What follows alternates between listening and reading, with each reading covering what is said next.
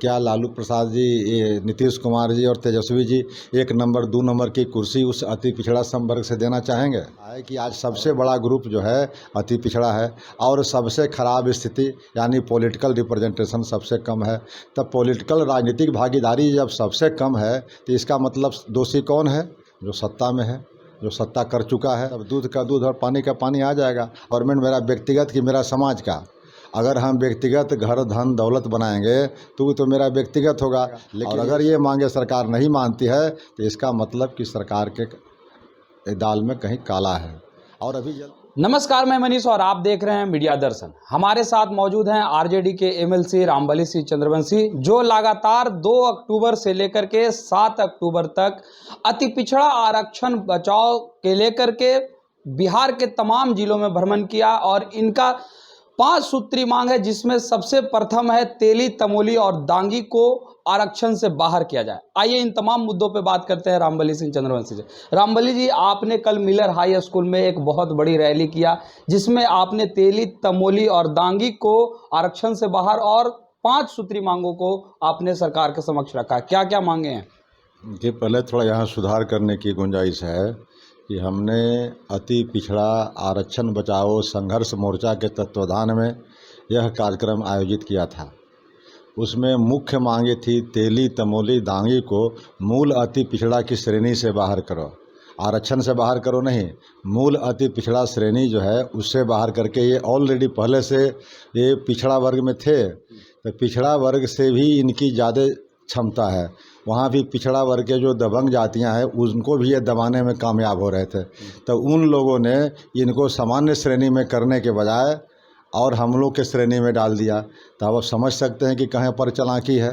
तो ये राज्य सरकार जो शासन है वर्तमान में, जिनके हुक्मरान हैं, उन लोगों को पता नहीं क्या समझ में आया, क्या आंकड़ा, क्या फिगर उनके पास आया, बिना कोई सर्वे के, बिना कोई इथनोग्राफिक रिपोर्ट के, कोई वैज्ञानिक सर्वे के आधार के बिना, कोई आयोग के बिना सीधे सीधे अति पिछड़ा में डाल दिया गया। इसका मतलब ये हुआ कि आप अति पिछड़ा के जो हिस्सा मिल रहा था आरक्षण, जो कर्पूरी ठाकुर की देन थी, उसको आप डाइल्यूट करना चाह रहे थे, उसको आप ख़त्म करना चाह रहे थे।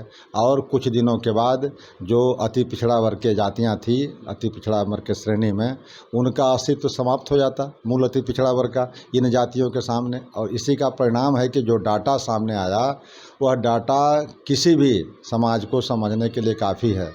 बावजूद इसके आज तक 8 साल होने जा रहे हैं। 8 वर्षों में ये वर्तमान सरकार ने इनको हटाने का काम नहीं किया। ये दुर्भाग्यपूर्ण बात है। इसीलिए हम लोगों ने 6 दिन का पदयात्रा किया कर्पूरी ठाकुर के जन्मस्थली जो है कर्पूरी ग्राम से, और समापन हुआ कल मिलर स्कूल मैदान पटना में, जिसमें हज़ारों की संख्या में लोगों ने शिरकत करके उस पर मुहर लगाया कि अगर सरकार समय पर या जितना जल्दी इस मांगे को नहीं मानती है तो आगे इससे भी बड़ा आंदोलन के लिए हम लोग बाध्य होंगे। एक तरफ आप आरजेडी से ही एमएलसी हैं, तो दूसरे तरफ से आरजेडी के एमएलए और प्रधान महासचिव रणविजय साहू का कहना है कि तेली, तमोली और दांगी जाति जो है मूल जाति से अगर उनको हटाया जाएगा तो हम लोग बड़े आंदोलन की तरफ जाएंगे और सरकार को मजबूर कर देंगे। आप क्या कहेंगे? अभी तो निर्णय हमको रणविजय साहू से पास हम लोग ने दरख्वास्त नहीं दिया है। ये तो हमने दरख्वास्त दिया है सरकार के मुखिया के पास। तो सरकार के मुखिया तय करे कि 110 जातियों के साथ रहना है या 3 जातियों के। हम लोगों ने 110 जाति का ये मोर्चा बना करके आंदोलन छेड़ा है। तो 110 जाति के साथ जाती है सरकार की, 3 जाति के साथ जाती है। यह न्याय के साथ जाती है सरकार की, अन्याय के साथ जाती है।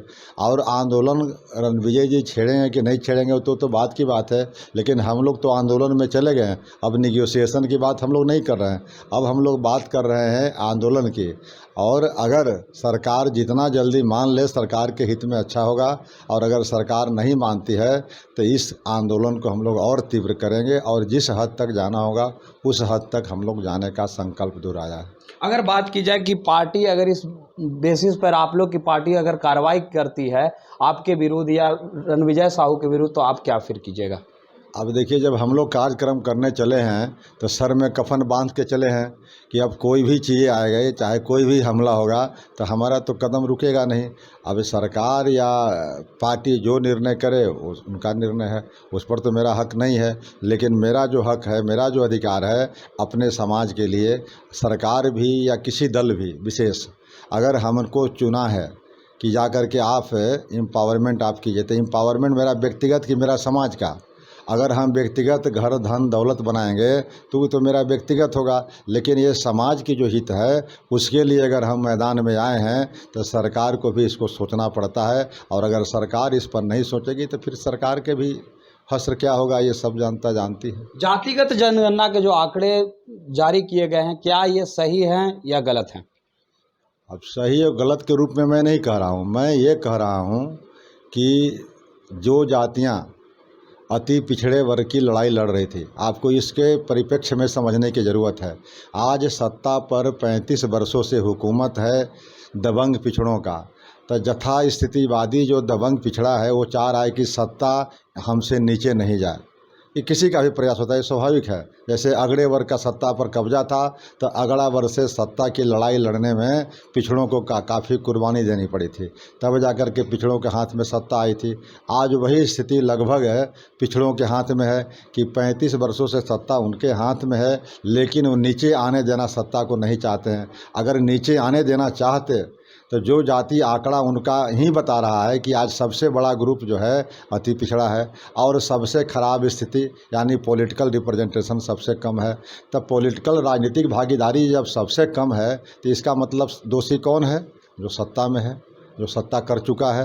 तो इसलिए मैं मांग कर रहा हूँ कि अगर सरकार ने अपने ढंग से जाति आंकड़ा को दिखाने का कोशिश किया कि जो लड़ने भिड़ने वाली जातियां थी अति पिछड़ा में, जैसे जुल्हा अंसारी हैं, उनकी संख्या कभी भी शेख से कम नहीं होता, उनको कम दिखाया गया।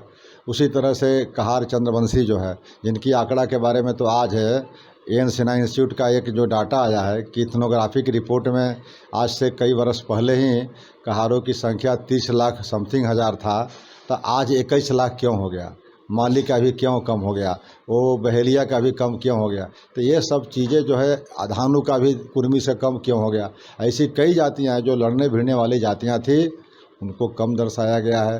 तो यह कहीं न कहीं से राजनीतिक साजिश है। और साजिश मतलब मैंने कहा इशारा कि सत्ता में हम बने रहें, इन लोगों तक सत्ता नहीं जाए, अति पिछड़ों तक। इसीलिए अति पिछड़ा के जो दबंग जातियाँ हैं, मेरा तो मानना था कि जब सेंसस हुआ था मुंगेरी लाल कमीशन 1973 में, उस समय भी 33% के आसपास अति पिछड़ों की संख्या थी। तो आज क्या अति पिछड़ों की संख्या 3% ही बढ़ेंगे कि उससे ज़्यादा बढ़ेंगे? जब पिछड़ों की संख्या बढ़ गई ज़्यादा, उस समय मुंगेरी लाल के अनुशंसा के आलोक में ही आरक्षण लागू किया था जननायक कर्पूरी ठाकुर ने। तो उसका रेशियो क्या था? 12:8, मतलब 1 और 1.5 का रेशियो का अंतर था आबादी का। तो 1.5 गुना आबादी था अति पिछड़ों का और 1 गुना आबादी था इनका पिछड़ा का। आज देख रहे हैं कि 27% तक वो बढ़ा के ले गए, इनको घटा करके कर दिए हैं 36 पर। तो यह सब चीज़ें अगर नहीं है, जाति गणना में अगर कहीं घाल मेल नहीं है, तो मैं सरकार से ये मांग करता हूँ कि आप पंचायत का जो सबसे स्मॉलेस्ट यूनिट होता है, वार्ड, छोटी इकाई, उस वार्ड स्तर पर जो प्रतिनिधि होते हैं, जो जनता की संख्या है जातिगत, उसको आप फ्लैश कीजिए, प्रति बनाइए, छपवाइए और छपवा करके पंचायत मुख्यालय में रख दीजिए 15 दिन के लिए कि जिन जातियों को इसमें कोई ऑब्जेक्शन है, किनका घट गया है, किनका बढ़ गया है, उसकी जांच कर लें। और जांच करने के बाद जो सूची बने वह अंतिम रूप से प्रकाशित हो, जैसे निर्वाचन आयोग करती है। तब दूध का दूध और पानी का पानी आ जाएगा। और अगर ये मांगे सरकार नहीं मानती है तो इसका मतलब कि सरकार के दाल में कहीं काला है। और अभी जल्दीबाजी भी क्यों है? 10 दिन 15 दिन इसके लग भी जाएंगे। तो जाति आंकड़ा का रिपोर्ट अगर सही आएगा वह ज़्यादा इम्पोर्टेंट है, न कि गलत आंकड़ा देना। और आज तो लगता है कि बहुसंख्यक समाज को एक भ्रम की स्थिति फैला दिया है कि जाति आंकड़े जो आए हैं वह पारदर्शी नहीं है, वह विश्वसनीय नहीं है। इसीलिए मेरा ये मांग है। आखिरी सवाल, अभी हाल ही में सुनील कुमार पिंटू जो जेडीयू के सांसद है, उन्होंने भी जातिगत जनगणना पे सवाल उठा दिया। कांग्रेस के पूर्व प्रदेश अध्यक्ष अनिल शर्मा ने तो यहाँ तक कह दिया कि जब अति पिछड़ों की हिस्सेदारी 36% है तो क्यों नहीं कैबिनेट में अति पिछड़ों की संख्या ज़्यादा है, क्यों यादवों की संख्या ही सबसे ज़्यादा है? आप क्या कहेंगे, क्या तेजस्वी यादव पे निशाना या फिर 8 जो मंत्री यादव हैं उन पे निशाना साधा गया है? देखिए, मैं किसी पर निशाना की बात नहीं करता। आपने आंकड़ा, आपके सरकार ने आंकड़ा प्रस्तुत किया। उस आंकड़ा में जो 5 सोशल ग्रुप होते हैं उसमें सबसे बड़ी आबादी दर्शाई गई है अति पिछड़ा की। तो जब सबसे बड़ी आबादी दर्शाई गई और उसका हक बनता है कि उसके 1 नंबर की कुर्सी आप दे दीजिए, तो क्या लालू प्रसाद जी, नीतीश कुमार जी और तेजस्वी जी 1 नंबर 2 नंबर की कुर्सी उस अति पिछड़ा संवर्ग से देना चाहेंगे? और अगर नहीं देना चाहते हैं, इसका मतलब न्याय नहीं करते हैं। और न्याय का तकाजा है कि आप ही ने आंकड़ा प्रस्तुत किया है, तो जो जिसकी आबादी ज़्यादा है और जिसकी स्थिति बद से बदतर है, तो उसका हनन कौन कर रहा है, उसका हक कौन मार रहा है, ये स्वतः प्रमाणित है। और जो हक उसका मार रहा है वही सबसे बड़ा उसका दुश्मन है। इसलिए ये थे हमारे साथ आरजेडी के एमएलसी रामबली सिंह चंद्रवंशी, जिन्होंने सीधे तौर पे ये कहा कि जब अति पिछड़े के हिस्सेदारी ज़्यादा बनती है और अभी वंचित वर्ग से भी अति पिछड़ा आते हैं, तो क्या नीतीश कुमार या तेजस्वी यादव अपने गद्दी को छोड़कर किसी अति पिछड़ा को मुख्यमंत्री या उप मुख्यमंत्री के कुर्सी देंगे? यदि नहीं देते हैं तो कहीं ना कहीं ये अति पिछड़ा के साथ अन्याय है। इस तरह के तमाम अपडेट के लिए देखते रहे मीडिया दर्शन। धन्यवाद।